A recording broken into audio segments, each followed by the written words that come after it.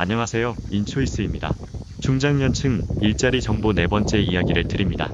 알바를 전전하는 사실상 실업자가 491만 명에 이르렀다고 합니다. 이른바 드러나지 않는 실업자가 역대 최고라는 이야기가 되겠습니다. 정부 정책에서 제가 보기에는 과장된 실업자 축소입니다. 뭐가 급하다고 최저임금을 올리고 길거리에서 담배꽁초나 줍는 공공일자리를 늘려서 실업자가 줄었다고 하는지 이해가 가지를 않습니다. 이게 2016년에 351만 명의 실업자가 491만이 되었다는 게 말도 안 되고 탈무드 책에서 답을 얻어야 합니다. 고기를 길러서 새끼를 치게 해야지 배고프다고 낼름낼름 먹어버리면 어떻게 하자는 거죠. 장기 아르바이트도 안 돼요. 순단기 아르바이트를 양성하는 형국입니다. 이건 업소의 열악함으로 인해 편법을 부르고 있습니다. 즉 양질의 일자리는 줄고 단기 일자리만 늘어났다는 이야기가 됩니다. 고령인구의 증가와 생산 가능 연령의 인구는 오히려 20만 명 가까이 줄었다고 합니다. 이건 분명 근로자를 위하는 제도가 아니며 오히려 독이 되고 있습니다. 기업과 개별 상인에게 짐을 지우는 과도한 최저임금 인상과 규제 강화는 일자리 창출을 더욱 어렵게 만들 겁니다. 나 홀로 장사할란다. 청년들의 어깨가 너무 무겁게 느껴집니다. 기본에 충실해야지 국값만 축내면 되나요? 제가 조금 흥분이 되었나 봅니다. 중장년층 일자리 정보사에서는 이전 내용과는 조금 다르게 아르바이트 일자리를 알려드리고자 합니다. 시급도 기존의 아르바이트 시급보다 높고 학력, 경력, 나이에 구애받지 않으면서도 시급은 시간당 13,500원을 받는 지극히 합법적이고 정당한 직업입니다. 야간 근무 시에는 시급이 무려 2250원이나 될 뿐만 아니라 3시간만 일을 하게 되셔도 6만원을 넘게 받을 수 있습니다. 궁금하시죠? 좋아요, 구독, 댓글, 응원도 부탁드립니다. 어떤 아르바이트인지 설명하기에 앞서서 지원하시려면 특별한 자격 조건은 없으나 봉사정신과 희생정신을 가지고 계시다면 정말 즐겁게 일을 하실 수 있습니다. 내 부모 섬기듯 하여라. 편견을 버립시다.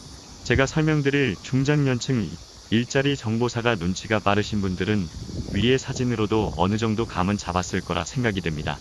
장애인 활동지원사라고 들어보셨나요?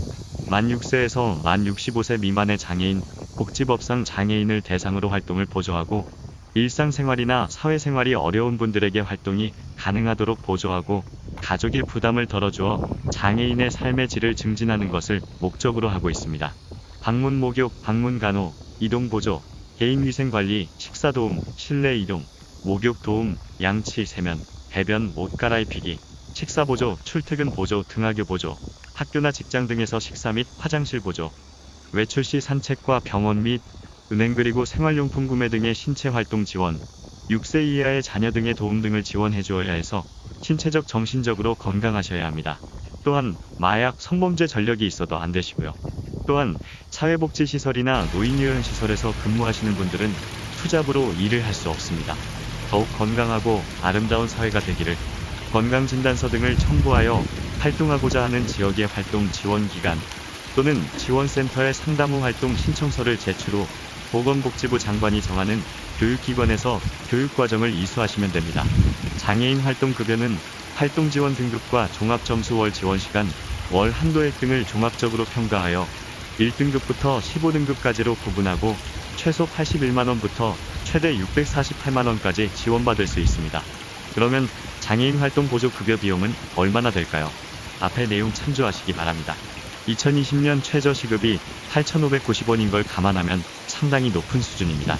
차후로 14,020원까지 인상된다고 합니다. 장애인 활동지원사는 출근 시 바우처 단말기를 통해서 바우처 한도 내에서 결제를 하게 되고 센터에서는 지원사분들에게 급여를 제공하는 방식으로 운영이 됩니다.